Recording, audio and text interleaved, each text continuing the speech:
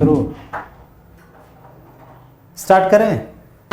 Abhijit start कर रहे हैं। हाँ स्टार्ट हो गया। अच्छा ठीक, देख लीजिए। आप बोलिए। नेक्स्ट वीडियो में हम लोग, हेलो फ्रेंड्स, आज के का जो टॉपिक है वो मनी का रेस्ट टॉपिक बचा हुआ था, वो टॉपिक पे हम लोग आगे बढ़ रहे हैं। लास्ट क्लास में हम लोग डील किए थे फंक्शंस ऑफ मनी। उसके पहले था इम्पोर्टेंस ऑफ मनी, मनी है क्या उसके बारे में। आज हम लोग जो टॉपिक है हमारा वो demands of money, means what are the motives of demand of money। मुद्रा हम हो, आप हो, कोई भी हो, we demand money on which motives? How many motives of demands of money? Modern idea about the demand of money was put forward by Lord Keynes। यहाँ पे देखना है Lord Keynes, James Keynes, the famous English economist who gave birth to what has been called the Keynesian economics. According to Keynes, the demand for money और liquidity preference, he called it means that the demand for money to hold, broadly speaking there are three main motives। मतलब Keynes का मानना है कि हम जो मुद्रा की डिमांड करते हैं इसके तीन मोटिव्स होते हैं। देयर आर थ्री मोटिव्स, तीन उद्देश्य से कोई भी व्यक्ति मुद्रा की मांग करता है, ऐसा जेम केन्स का मानना है। James Keynes is a very renowned economist of monetary economics। he is called the father of monetary economics।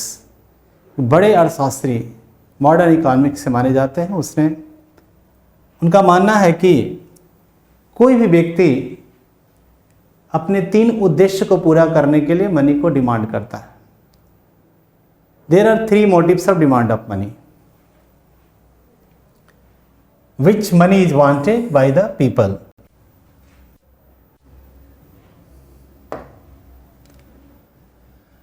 The first motive is transaction motive। Transaction motive. This motive can be looked at from the point of consumers who want income to meet the household expenditure, which may be termed the income motive। ये motive कोई household, कोई भी घरेलू, कोई अपने परिवार के लिए, कोई भी आम आदमी इस मोटिव पे मनी का डिमांड करता है। From the point view of businessman who require money and want to hold it I order to carry on their business, the business motive. अब इसमें क्या है कि ट्रांजैक्शन मोटिव को दो कैटेगरी में बांटा गया है, एक इनकम मोटिव है और दूसरा बिजनेस मोटिव। तो इनकम मोटिव है जो देखेंगे यहां पे, the transaction motive related to the demand for money और the need for cash for the current transaction. जैसे जब आपके पास पैसा होता है तो पहला मोटिव यही होता है कि अपनी आवश्यकताओं को पूरा करे, बेसिक नीड्स को पूरा करे, जो करंट में आपकी नीड्स होता है। Each and everybody wants to fulfil the basic needs. This motive is known as the transaction motive. मतलब लेन देन का उद्देश्य, इसको आप हिंदी में सौदेबाजी का उद्देश्य कहते हैं। लेन देन का उद्देश्य, आय कम हो ज़्यादा हो उससे कोई मैटर नहीं करता है, लेकिन मनी जो भी लोग डिमांड करेगा उसके पहले मोटिव होते हैं कि वो how to fulfill the basic needs. For this purpose we demand money. पहला मोटिव होता है कि अपनी आवश्यक ज़रूरतों को, डे टू डे की नीड्स को पूरा करने के लिए हम लोग करते हैं। बिजनेसमैन को देखिए या कोई एंटरप्रेन्योर है, वो भी कुछ प्रोपोर्शन हमेशा तैयार रखता है अपनी करंट नीड्स को रखने के लिए। मतलब कि यहाँ पे ट्रांजैक्शन मोटिव को दो तरह से कैटेगराइज किया है, एक इनकम मोटिव और दूसरा बिजनेस मोटिव। अब हर बिजनेसमैन भी अपने डिमांड को पूरा करने के लिए, अपने नीड्स को पूरा करने के लिए वो अपने पास रखता है of their resource to in ready cash in order to meet current needs of various kinds. They need money all the time in order to pay the raw materials and transport, to pay wages and salary and meet all other current. मतलब कि businessman कहाँ कहाँ रखता है, किस लिए, किस उद्देश्य पे रखता है? उसे रॉ मटेरियल चाहिए अपने बिजनेस को रन करने के लिए, ट्रांसपोर्ट चाहिए, ट्रांसपोर्टेशन की वेजेज चाहिए और सैलरी भी चाहिए लोगों को देने के लिए। तो ये सारे these are the current expenses of the businessman incurred by any business to of exchange case. इसे कहते हैं बिजनेस मोटिव। आप समझ रहे हैं? मतलब यहाँ पे दो मोटिव है, एक मोटिव के अंदर दो मोटिव है। मतलब पहला मोटिव है ट्रांजैक्शन मोटिव। ट्रांजैक्शन मोटिव के अंदर में दो मोटिव बताया गया है। यहाँ पे एक इनकम मोटिव है और दूसरा बिजनेस मोटिव है। तो इनकम मोटिव में यही बताया गया है कि कोई भी व्यक्ति जब अपनी आय, जब वो कमाता है, पैसे की मांग करता है, उनके पास जब सैलरी मिलता है तो पहला काम करता है कि अपने बेसिक नीड्स को पूरा करता है। Basic needs day to day transactions के लिए, मान लो कि अपने एक महीने के खर्च के लिए के मद पे जो मनी खर्च किया जाता है, that is called transaction motive. इसे सौदेबाजी के उद्देश्य, लेन देन के उद्देश्य कहा जाता है। इसी के अंदर एक बिजनेस मोटिव के बारे में बताया गया कि कोई बिजनेसमैन या एंटरप्रेन्योर है, वो भी अपने इनकम का एक बड़ा भाग या एक हिस्सा इस मोटिव पे करता है कि उनको करेंट रिक्वायरमेंट को पूरा करने के लिए, their motive is to fulfil the current requirements. And what are the current requirements here?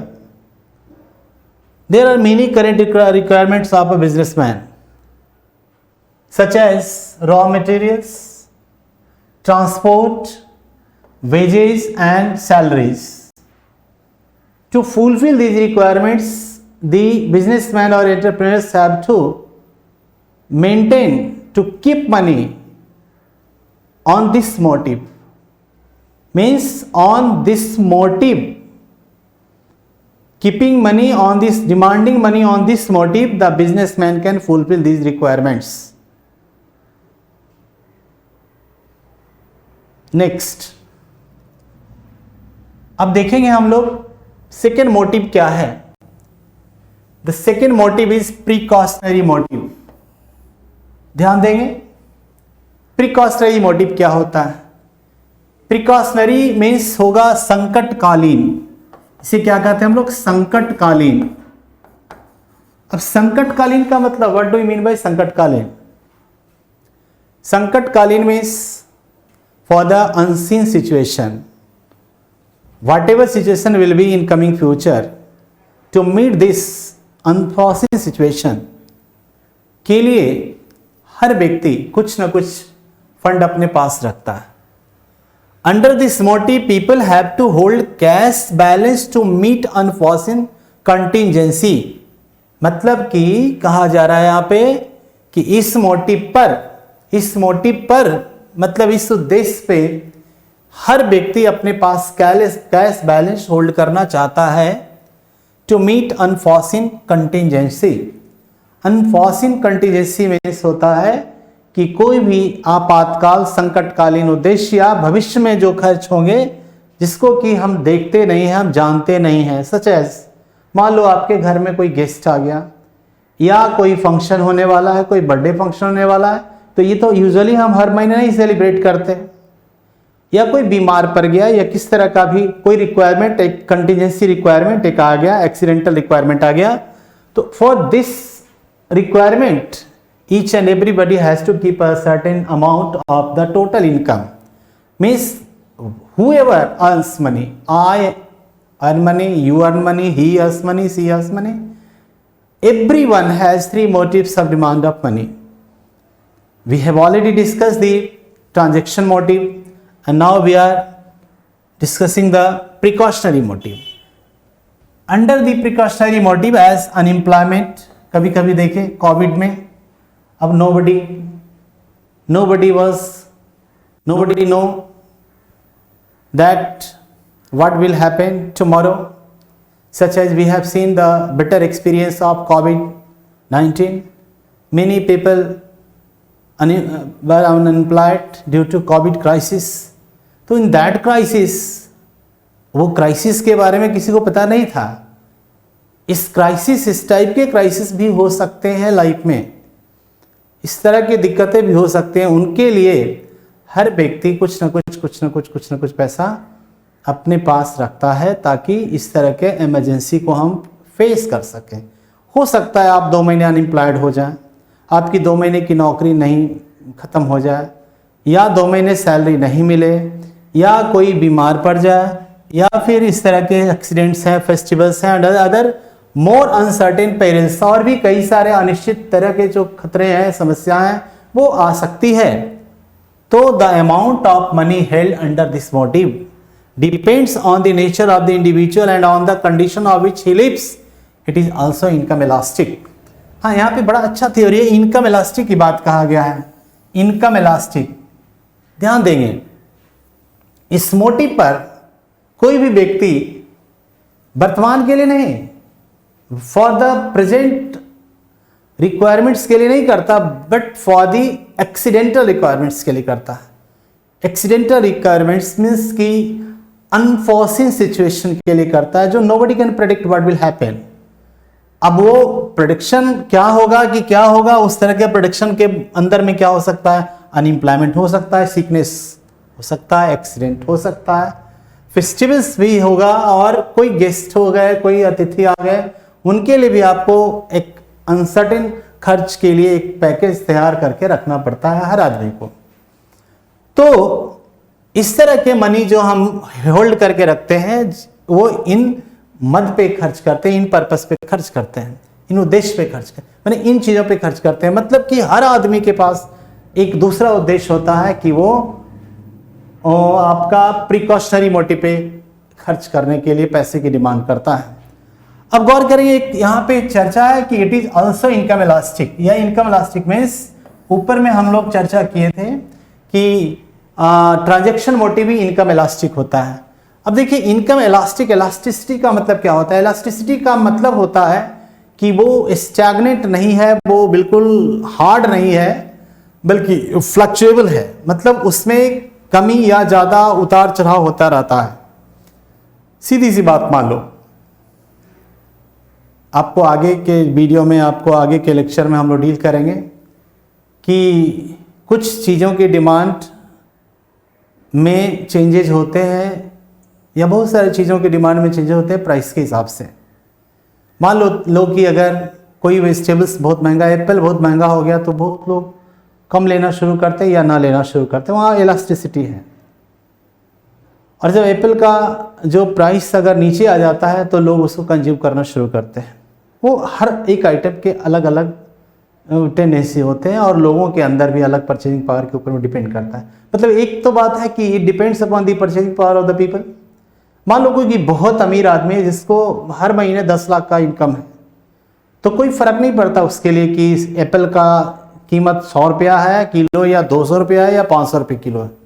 मुझे नहीं लगता है कि कोई बहुत ज़्यादा अंतर पड़ता होगा। लेकिन अगर किसी व्यक्ति का इनकम अगर 50,000 रुपया है,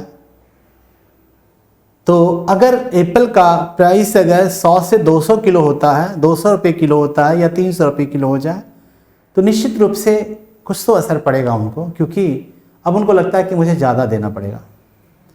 तीसरी बात है कि अगर किसी व्यक्ति का इनकम अगर 20,000 है या 15,000 रुपया है, और अब तक वो 50 रुपये किलो एप्पल खरीद रहा था, लेकिन 100 रुपये की किलो एप्पल में हो सकता है वो आधा किलो खरीदे, या फिर वो 200 रुपये तो हो सकता है कि पूरी तरह से एप्पल खरीदना बंद कर दे।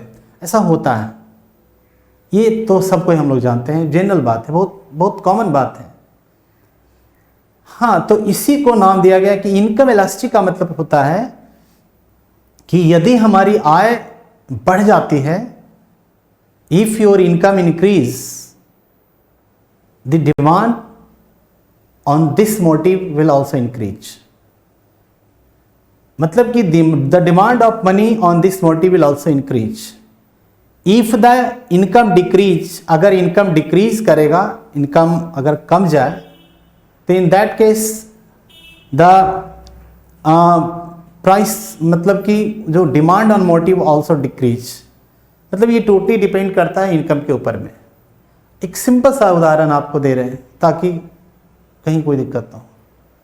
मान लो कि अगर किसी का इनकम बहुत ज़्यादा है तो उनके घर में ड्राई फ्रूट्स आता है,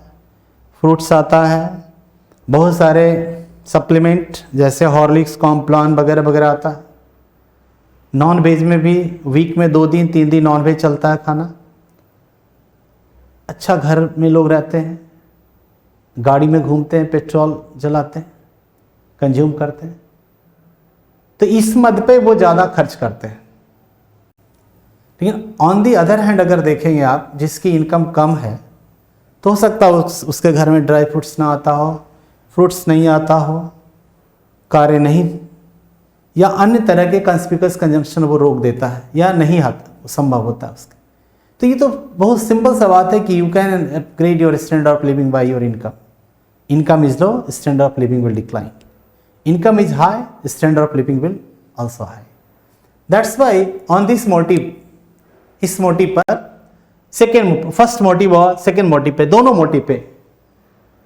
मोटिव पर जो हम दोनों मोटिव इनकम इलास्टिक है, मीन्स कि on these 2 motives money is demanded on the basis of your income. Your income is high, the money on this motive will be demanded more and more. If the income is low, the money on this motive is demanded less and less. मतलब कि totally क्या है, ये elasticity है कि income will guide the demand of money on this motive.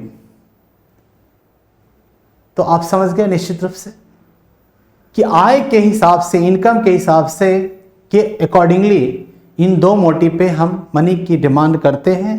That's why this very motive is called income elastic. इसलिए इसे, इस मोटिव पे जो मांगी गई मुद्रा क्या होता है, आय लोच का मतलब होता है इनकम इलास्टिक होता है। मतलब वो इनकम के हिसाब से इस मोटिव पर मांगी गई मुद्रा घट भी सकता है, बढ़ भी सकता है। तो आगे बढ़ते हैं, क्लियर है यहां तक? Next, speculative motive. The third motive is speculative motive. Speculative motive में क्या होता है कि ये इसे कहते हैं हम लोग सट्टेबाजी का उद्देश्य, speculation. First of all we should know the speculation का मतलब होता है उम्मीद लगाना। स्पेकुलेटर का मतलब होता है सटोरियो। स्पेकुलेशन का मतलब होता है गेस करना, अनुमान लगाना। तो पहला मोटिव हो गया ट्रांजैक्शन मोटिव है। सेकेंड मोटिव क्या है आपका, प्रिकॉशनरी मोटिव है, संकटकालीन। और थर्ड मोटिव होता है कि स्पेकुलेटिव मोटिव, मतलब उम्मीद लगाते हैं, अनुमान लगाते हैं कि आगे क्या होगा। तो गौर करेंगे, ये मोटिव की चर्चा भी किसने किया है, जेम्स केन्स ने किया है। मतलब demand of money and motive की चर्चा जो व्याख्या किया है वो जॉन मेनार्ड केन्स ने किया है। अब देखिए, the speculative motive relates to the desire to hold one's resources in liquid form in order to take advantage of market movement regarding the future changes in the rate of interest। बड़ा अच्छा, very interesting think यहाँ पे है, अच्छी बातें हैं सीखने के लिए। शायद हमारे देश में बैंकिंग का जो बिजनेस होता है इसी के ऊपर में डिपेंड करता है, या किसी भी चीज़ का, डिमांड, यहां पे गौर करेंगे। स्पेकुलेटिव मोटिव्स जो होता है to the desire to hold one's resources in liquid form, मतलब कि हर आदमी अपनी इनकम को सबसे बेहतर यानी सबसे अधिक लिक्विड के रूप में रखना चाहता है। अब प्रश्न होता है कि लिक्विड क्या होता है? लिक्विड को हिंदी में तरलता कहते हैं। क्या कहते हैं? तरल, तरल रूप में रखना चाहता है, तरल रूप में। What is liquid form? तो लिक्विड फॉर्म मीन्स होता है कि कभी भी तरलता का मतलब लिक्विडिटी मीन्स ये होता है कि कोई भी चीज जिससे कि हम आसानी से इजीली किसी अपने डिजायर्ड गुड्स में, थिंग्स में हम उसे कन्वर्ट कर सकते हैं, this is called liquid assets.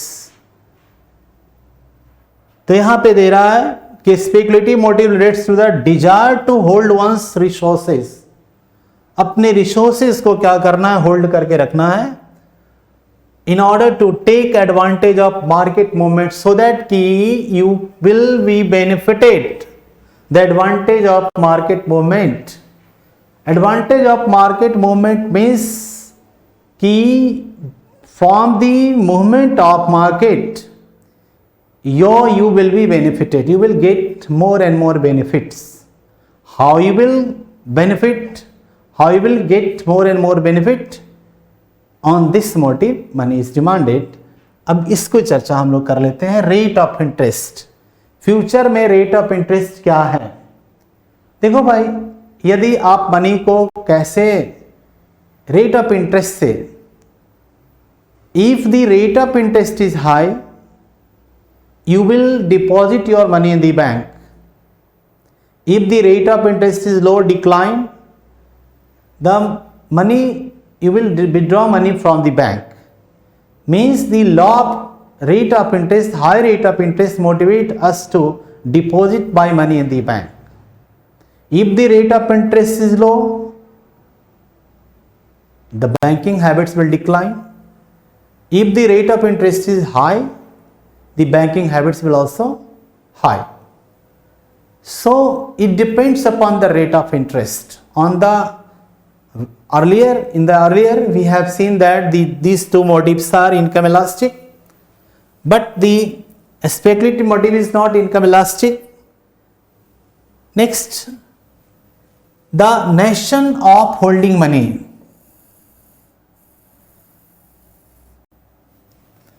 New typically cation idea, ये क्या है? नोशन, नेशन नहीं है, नोशन जो सिद्धांत है। नोशन मीन्स होता है सिद्धांत, मिसप्रिंटिंग है यहाँ पे। नेशन नहीं, the notion of holding money for speculative motive is a new typical cation idea. ये एक टिपिकल आइडिया है, केन्स का एक टिपिकल आइडिया है। केन्स ने दिया ये आइडिया कि money held under the speculative motive serves as the store और value as money held under the precautionary motive does. अब कह रहा है कि जो मनी इस मोटिव पे हम रखते हैं, अपने पास रखते हैं, हेल्ड करके रखते हैं, वो एक तरह से वो पैसा जमा होता है, स्टोर की तरह यूज करता है। जैसे हमने स्टोर में पैसा डाल दिया, और value as held under the, और उस तरह की वैल्यू होता है जो कि हम प्रिकॉशनरी मोटिव में कुछ पैसे को डालते हैं। बस फर्क यही है कि प्रिकॉशनरी मोटिव में जो पैसा डालते हैं वो शॉर्ट टर्म इंसिडेंट के लिए, एक्सीडेंट के लिए होता है, लेकिन जो स्पेकुलेटिव मोटिव होता है वो लॉन्ग टर्म भविष्य के यूज के लिए होता है। दोनों में फर्क है, but it is a store of money made for a different purpose. लेकिन इनके पर्पस दे रहा है ना, यहाँ पे केस क्या बता रहे हैं कि हम दोनों हालात में, मतलब कि we have two situations, two conditions in which we have to keep money, मतलब हम प्रिकॉशनरी मोटिव पे भी डिमांड करके मनी को क्या करते हैं, अपने पास स्टोर करते हैं, कि ताकि हम भविष्य में कोई एक्सीडेंटल या अनफॉर्चुनेट सिचुएशंस को टैकल करें। इन द सेम मैनर इस उद्देश्य पे भी मांगी गई मुद्रा, लेकिन हाँ उनके पर्पस में फर्क होते हैं। अब क्या है? The cash held under the motive is used to make speculative gains. अब देखेंगे दोनों में एक बहुत बड़ा फर्क है। जो पैसा यहाँ पे कंपैरेटिव स्टडी करें कि आप एक सवाल हमसे कर सकते हैं यहाँ पे कि सर तो दोनों बात तो वही चीज हो गया कि दोनों में हम अपने पास रखते हैं, स्टोर के रूप में रखते हैं, स्टॉक के रूप में रखते हैं, लेकिन दोनों के स्टॉक में फर्क है। एक तो है कि to tackle the situation, tackle the adverse situation को टैकल करने के लिए हम करते हैं, जैसे हमने देखा फेस्टिवल्स के लिए या ट्रांसपोर्ट के लिए बिजनेसमैन ने ऐसे किया, फिर यहाँ पे सिकनेस के लिए, अनएम्प्लॉयमेंट के लिए, एक्सीडेंट के लिए, फेस्टिवल्स के लिए। अब मान लो कि 1 मिनट के लिए, अभी जैसे बहुत सारे फेस्टिवल्स हमारे सोसाइटी में होते हैं, होली, दशहरा, दीपावली, छठ और भी बहुत सारे, आपका क्रिसमस होता है। तो इनमें बहुत खर्च होता है, लोग खर्च करता है अपने हिसाब के, औकात के हिसाब से लोग खर्च करता है, क्योंकि ये इनकम इलास्टिक है। ज़्यादा इनकम होगा लोग ज़्यादा खर्च करेगा, कम इनकम लोगों का रहेगा कम खर्च करेगा। इनकम इलास्टिक का मतलब ये होता है, लेकिन ये खर्च करने के लिए होता है, इनकम करने के लिए नहीं होता है। इस उद्देश्य पर यानी प्रिकॉशनरी मोटिव का मतलब ही होता है कि to face the unforeseen challenges regarding monetary matters. लेकिन यहाँ पे स्पेकुलेटिव मोटिव में क्या होता है कि the cash held under the motive is used to make a speculative gains by dealing in bonds which price fluctuate. हम इन पैसे को क्या करते हैं, बॉन्ड खरीद लेते हैं। सर क्या करता है, कोई भी व्यक्ति बॉन्ड खरीदेगा इस उम्मीद से कि हमारे बॉन्ड का प्राइस आने वाले दिनों में बढ़ेगा, बेनिफिट होगा। Bond prices are expected to rise, उम्मीद होता है कि अगर बॉन्ड की कीमत बढ़े। अब सवाल होता है कि बॉन्ड क्या होता है, वो भी हम लोग डील करेंगे। Which is other words means that the rate of interest is expected to fall. तो गौर करेंगे 1 मिनट के लिए।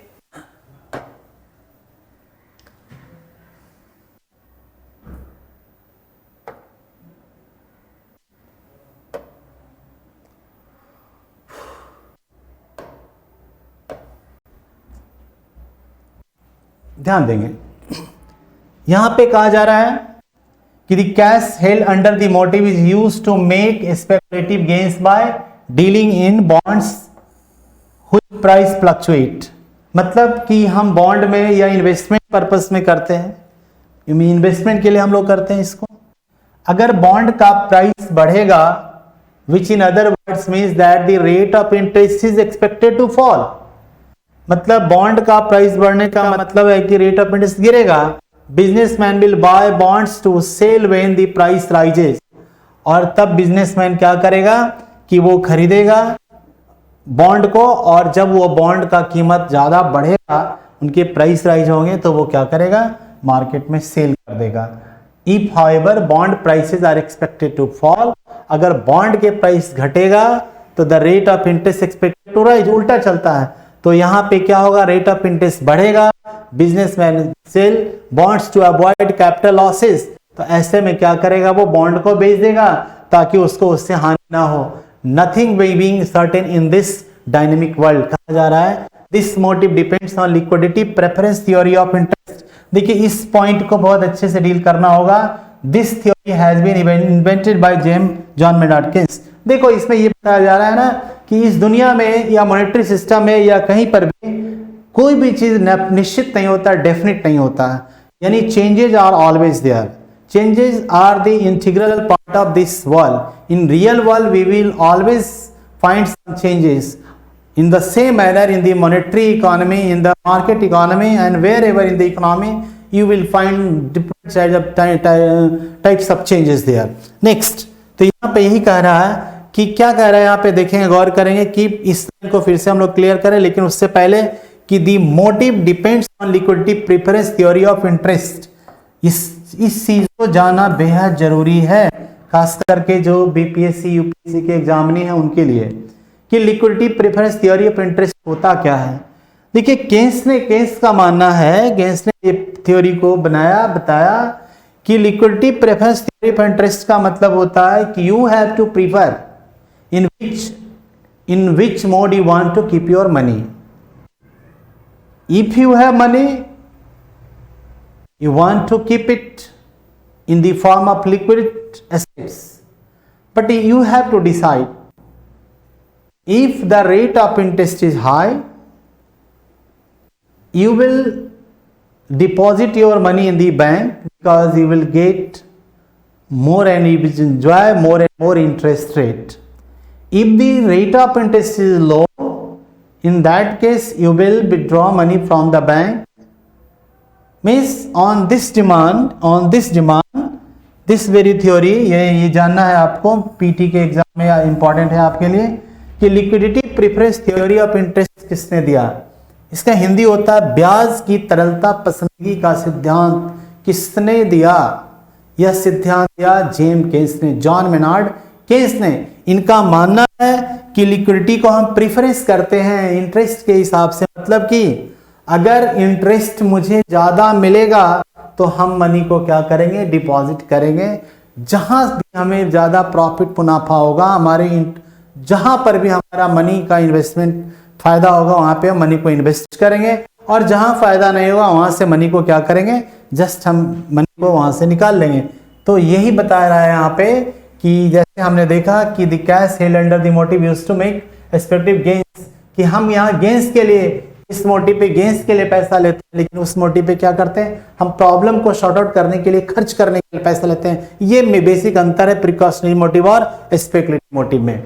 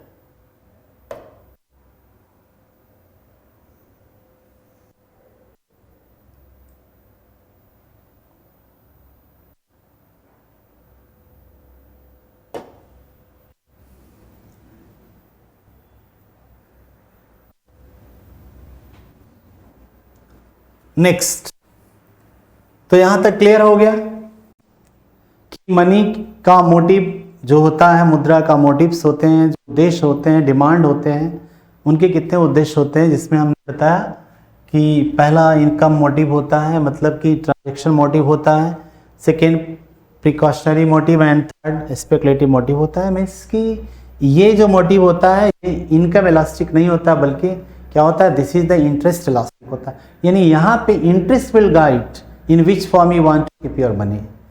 अगर ब्याज ज़्यादा होगा तो हम वहाँ पे पैसा को लगाएंगे, अगर ब्याज कम होगा तो वहाँ से पैसा हम हटा लेंगे। ठीक है, तो नेक्स्ट आगे बढ़ते हैं। फिर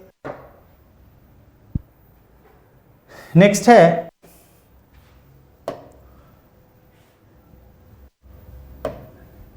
क्लासिफिकेशन ऑफ मनी। अब देखिएगा, सिस्टमैटिक हम लोग चल रहे हैं, मनी से रिलेटेड हर पॉइंट्स को डील करेंगे। कोशिश ये होगा हमारा कि कोई भी क्वेश्चन ना छूटे, चाहे वो यूपीएससी के एग्ज़ाम हो, बीपीएससी के एग्ज़ाम हो। और इस वीडियो को आप एंजॉय करेंगे, बेहतर होगा आपके लिए, आपके करियर के लिए बहुत बेहतर होगा। तो देखेंगे, money has been classified by different economist on the basis of different criteria.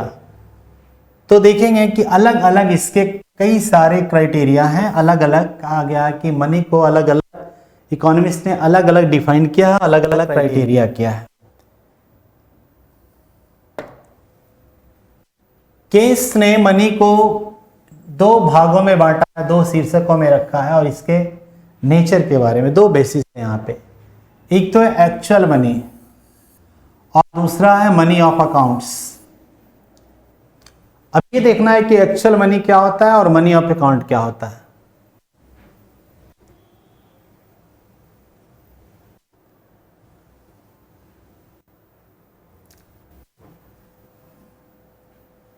यहां देखेंगे एक्चुअल मनी क्या होता है, कि मनी जो कि हमारे करंट प्रैक्टिसेस में है देश के अंदर। मान लो कि हमारे देश में डॉलर तो चलता नहीं, हमारे देश में रुपया है, पैसा है।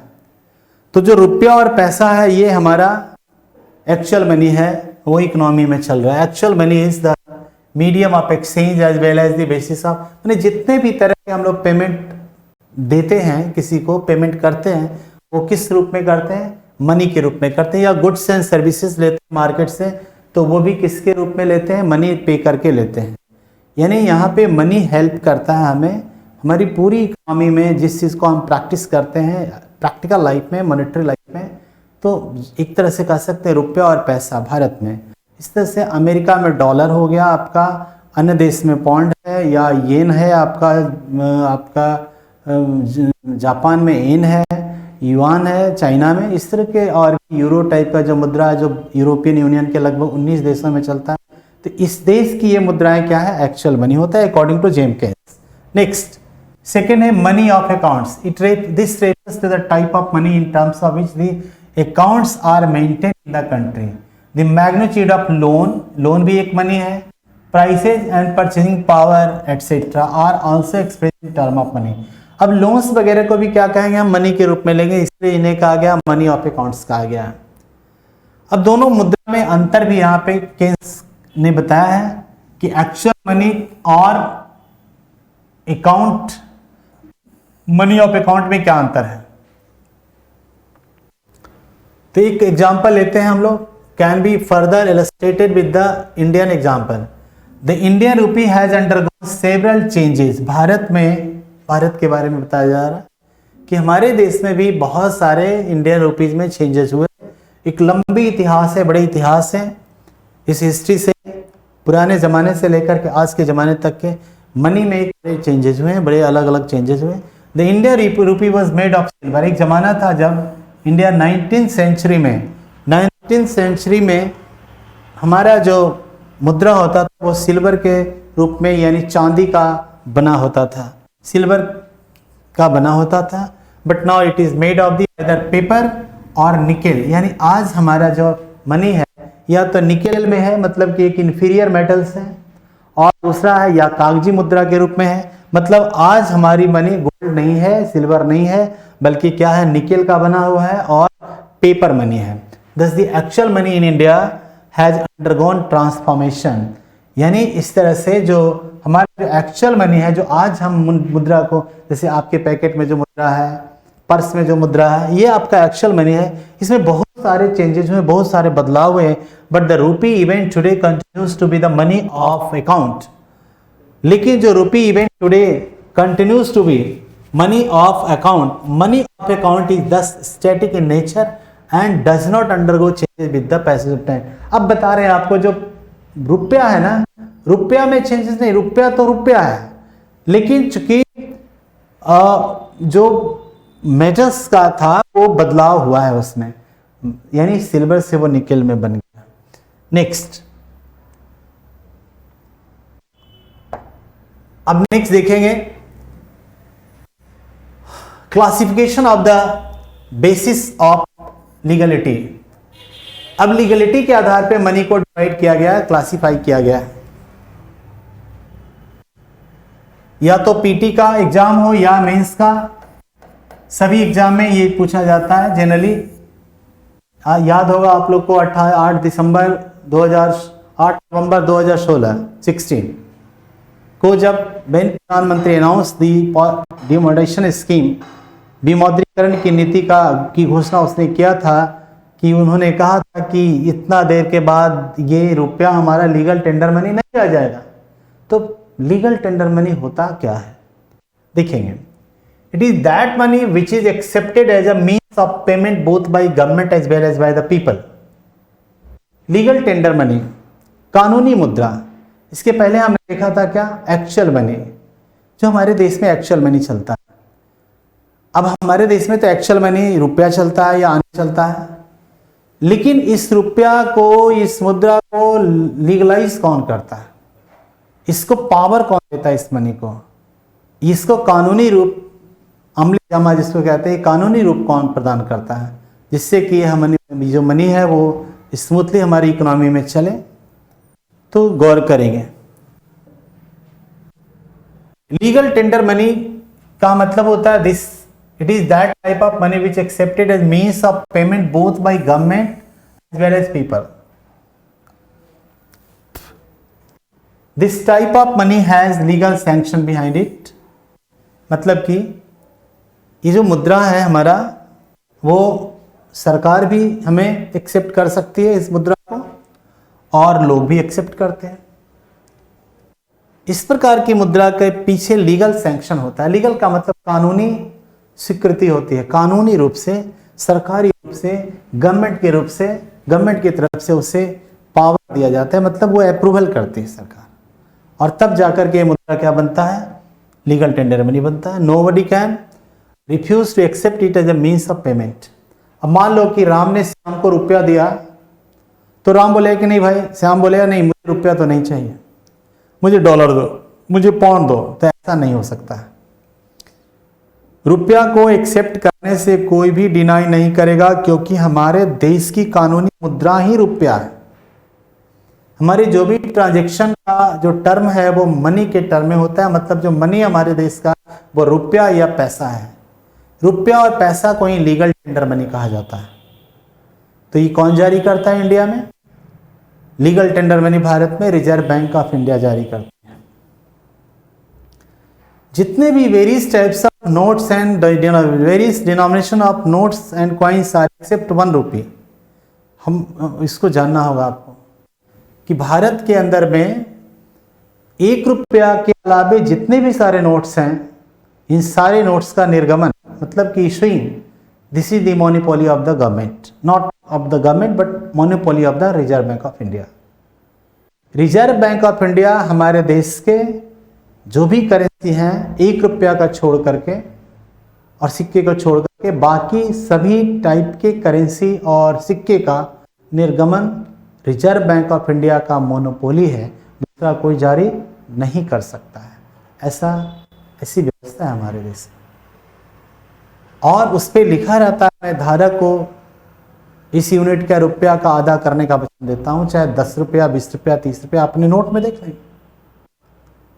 ये प्रॉमिस के ऊपर में नोट होता है, जिसको कि भारत सरकार प्रॉमिस करता है, लेकिन वो रिजर्व बैंक के माध्यम से होता है। ये भारत सरकार का चीज होता है, देश का होता है। उस पर रिजर्व बैंक ऑफ इंडिया का गवर्नर का साइन होता है, और आप डिनाई नहीं कर सकते। आप ये नहीं कह सकते हम नहीं लेंगे। क्यों नहीं लेंगे? क्यों नहीं लीजिएगा भाई? हमारे यहाँ तो यही कानूनी मुद्रा है, this is the legal tender money, that's why legally it is acceptable. You will have to accept, the government will have to accept, nobody can deny it. If someone denied to accept it, legal actions will be taken against him or her, because it means this is just a violation of the law, violation of the law of RBI, law of the government। तो ये तो ठीक नहीं है। इसलिए ये legal tender money जो अभी हमारे देश में है, हर देश का लीगल टेंडर मनी अलग अलग होता है। मान लो कि जैसे अमेरिका का यूएस डॉलर हो गया, वो उसकी लीगल टेंडर मनी है। सेंट हो गया, उनके पैसे, जैसे हमारे यहाँ पैसे हैं, उनका पैसा को सेंट कहा जाता है। तो सेंट और डॉलर ये दोनों क्या है? लीगल टेंडर मनी है उनके। अमेरिका के येन जापान के लीगल टेंडर मनी है, तो जापान के इकोनॉमी में येन चलता है। यूरो जो हो गया आपका 19 कंट्रीज में चलता है, 19 कंट्रीज में प्रचलन में है, सर्कुलेशन में है। तो इट मीन्स कि वो 19 कंट्रीज में है, यानी उस 19 कंट्रीज के लीगल टेंडर मनी क्या है? यूरो, यूरोपियन यूनियन में है, वो 19 कंट्री में फिलहाल चल रहा है। जनरल नॉलेज भी आपके लिए है, जिनकी कैपिटल फ्रैंकफर्ट, जर्मनी के फ्रैंकफर्ट में है। इन द सेम मैनर आप अगर देखोगे ब्रिटेन में, तो ब्रिटेन में क्या होता है? पॉन्ड चलता है। तो पॉन्ड और सेंट उनके जो हैं वो लीगल टेंडर मनी है। अब जर्मनी में nobody can deny to accept it, क्योंकि वो उसकी लीगल टेंडर मनी है, युआन है चाइना का।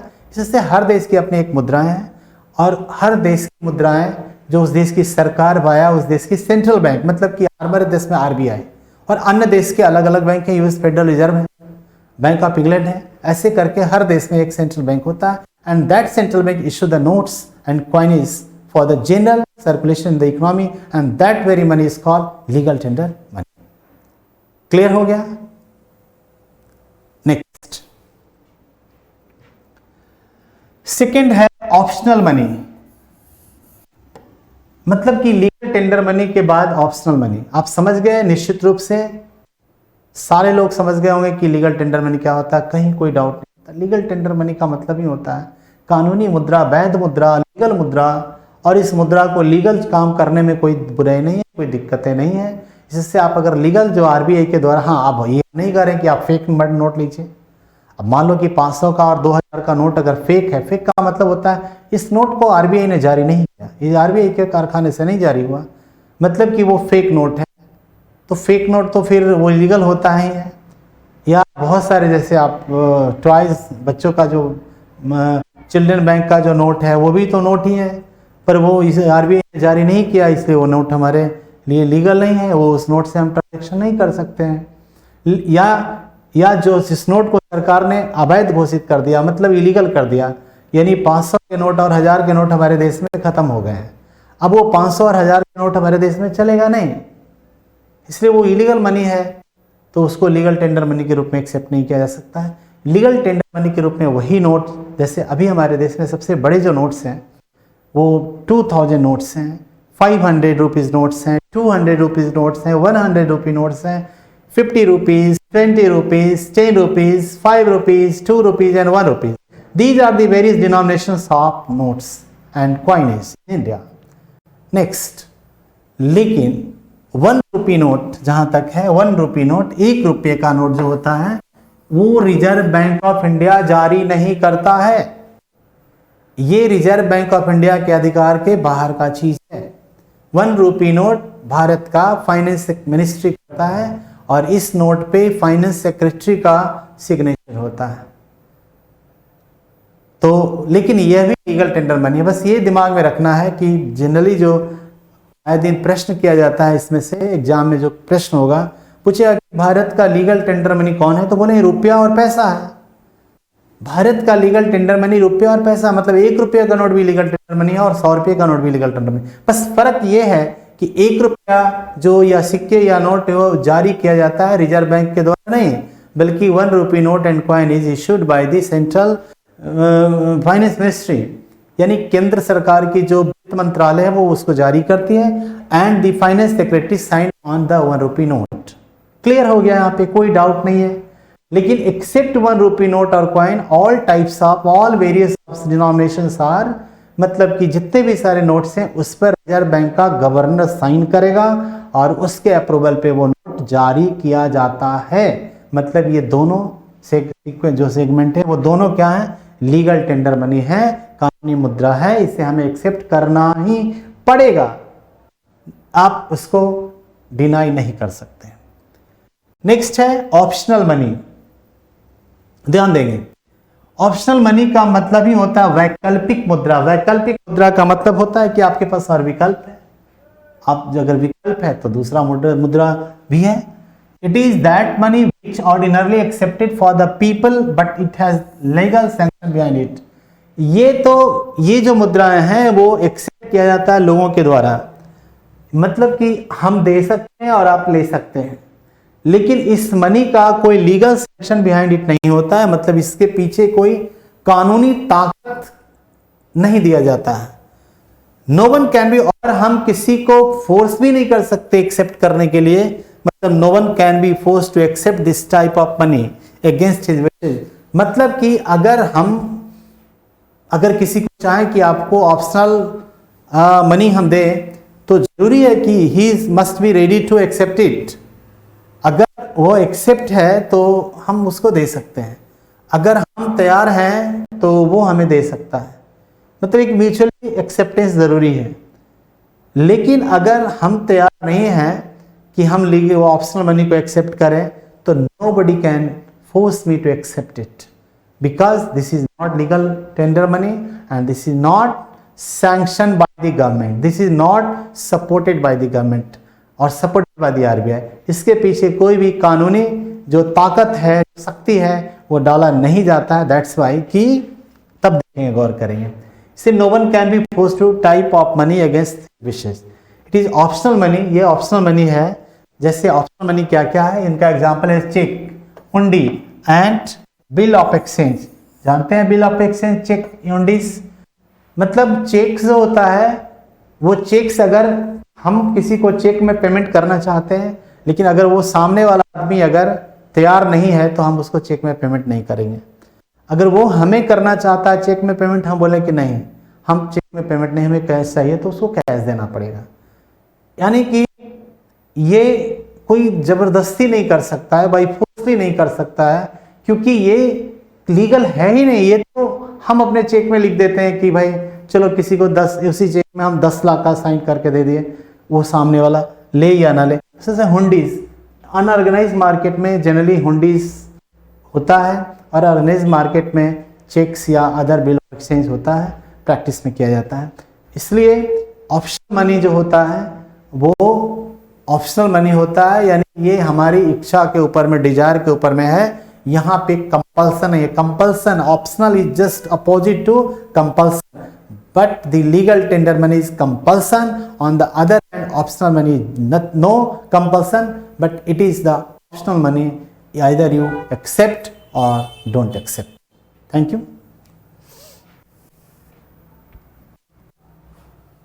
तो आज इतना ही, फिर हम लोग नेक्स्ट वीडियो में आगे बढ़ेंगे, नेक्स्ट टॉपिक आगे डील करेंगे।